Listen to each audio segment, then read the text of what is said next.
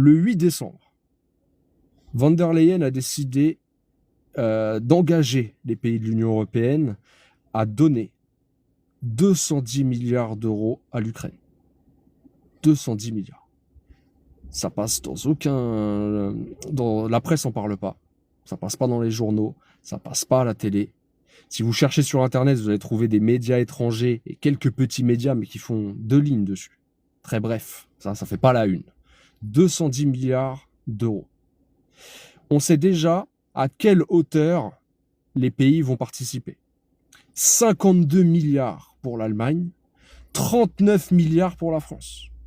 39 milliards pour la France sans que l'Assemblée nationale, je sais pas, la démocratie chez nous quand même, notre système fait que normalement tout passe par là, hein, par l'hémicycle. L'Assemblée nationale n'a pas son mot à dire. Il n'y a ni débat, ni vote. On va donner 39 milliards pour 2026 à l'Ukraine. Sur les 210 milliards, la part de la France, c'est 39 milliards.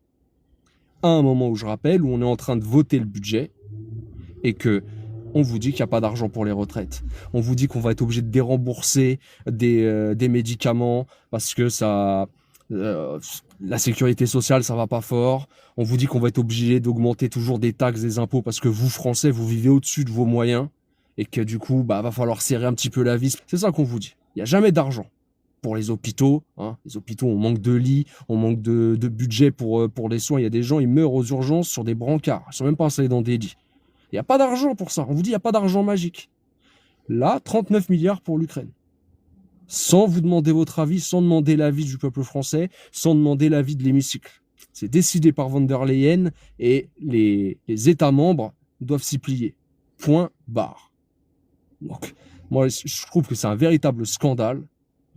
La France ne doit pas s'engager là-dedans. On sait déjà à quoi va servir l'argent. Les 210 milliards, il y a 150 milliards de prévus pour l'armée ukrainienne. C'est-à-dire financer la guerre.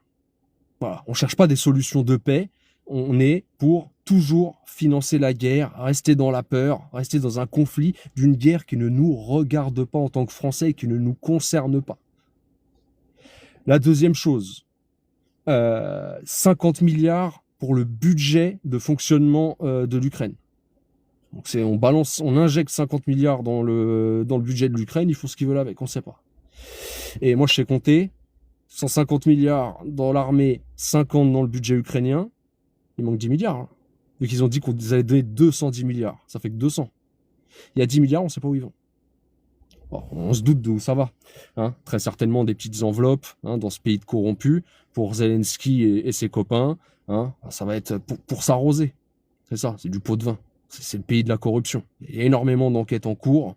Le jour où ça va péter, et vous allez voir où va réellement notre argent, je pense qu'il y en a plus d'un qui va faire la gueule. Donc voilà ce qui se passe. Là, c'était le 8 décembre. Le 8 décembre, donc on est le 11, 12, il y a 3-4 jours. Voilà, on vient de décider ça. On vient de décider 210 milliards pour l'Ukraine. Von der Leyen a décidé. Von der Leyen a décidé 210 milliards pour l'Ukraine. Part participative de la France, 39 milliards. À un moment où on vous dit, il n'y a pas d'argent pour tout ce que je viens de citer. Voilà. Donc ça, c'est une info qui est primordiale, qu'il va falloir relayer. Parce que comptez pas sur les médias mainstream pour en parler. Je vous dis, si vous cherchez sur Internet, vous allez trouver très peu d'articles de presse qui en parlent. Et souvent, ce sera de la presse étrangère. Voilà ce dont je voulais vous parler.